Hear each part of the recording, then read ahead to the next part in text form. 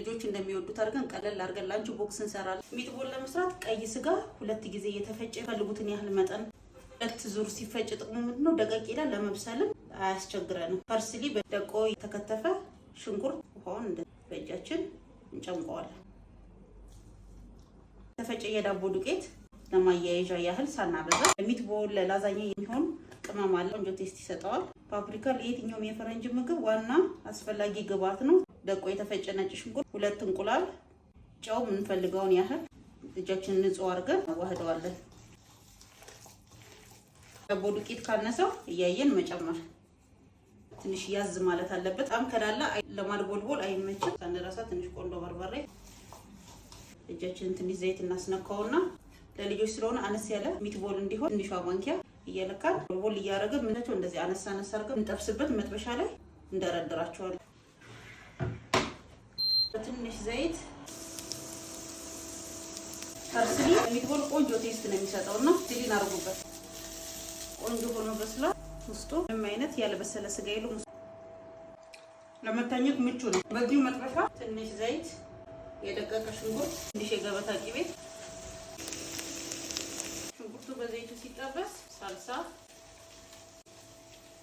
ሲጨምሩ ከዘይቱ ጋር መጠበስ አለበት ቆንጆ ቴስት እንዲኖረው። ቲማቲም ውሃ አልቆ በዘይቱ ትንሽ መጠበስ አለበት። የምንፈልጋቸውን ቅመሞች እናደርጋለን። የሚትቦል ቅመም፣ ፓፕሪካ፣ ነጭ ሽንኩርት፣ ጨው የምንፈልገውን ያህል።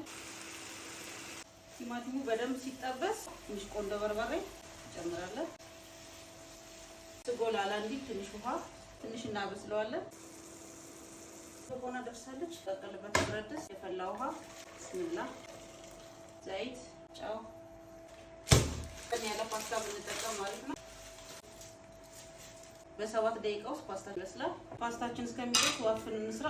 መካከለኛ የሆነ ሙዝ በሹካ እንደዚህ እናፈራርሰዋለን። እንደባለቅበት ቦል 1 ኩባያ ዱቄት፣ 3 ሾርባ ማንኪያ ስኳር፣ ትንሿ ማንኪያ ቫኒላ፣ 2 ሾርባ ማንኪያ እርጎ፣ 3 ቴብል ስፑን ዘይት፣ 7 ግራም ቤኪንግ ፓውደር፣ 125 ሚሊ ወተት፣ ሙዝ እንጨምራለን። ትንሽ ጨው አድርገን እናደባልቀዋለን። ኦቭን ውስጥ የሚገባ ፓትራ የካፕ ፔፐር ካላችሁ መጠቀም ትችላላችሁ። ግማሽ ነው መሆን ያለበት ወደ ላይ ስለሚነፋ።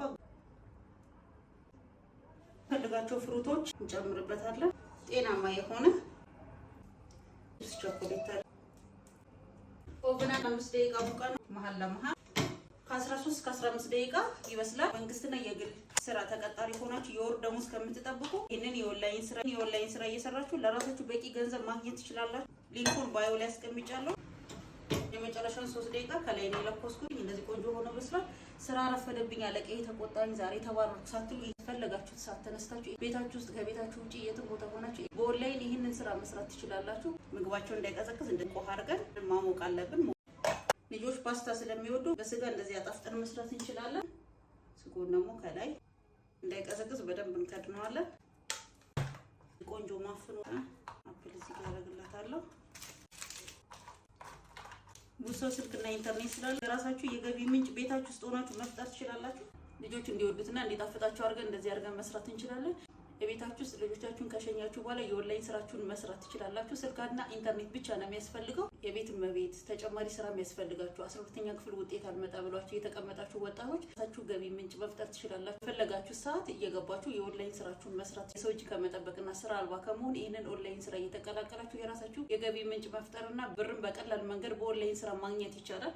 ቀለል ያለ ባዮ ላይ በማስቀምጥላችሁ ሊንክ እየገባችሁ የኦንላይን ስራ በ3 ቀን ስልጠና መቀላቀል ትችላላችሁ። ሊንኩን ስትጫኑ ከላይ ያለችውን 3 ነጠብጣብ ኦፕን ብሮዘር የሚለውን ክሊክ ስታደርጉት ወደ ቴሌግራሙ ቻናል ይወስዳችኋል። ፋሪስ ቢዝነስ ግሩፕ ላይ እየተቀላቀላችሁ የራሳችሁ የገቢ ምንጭ ፍጠሩ።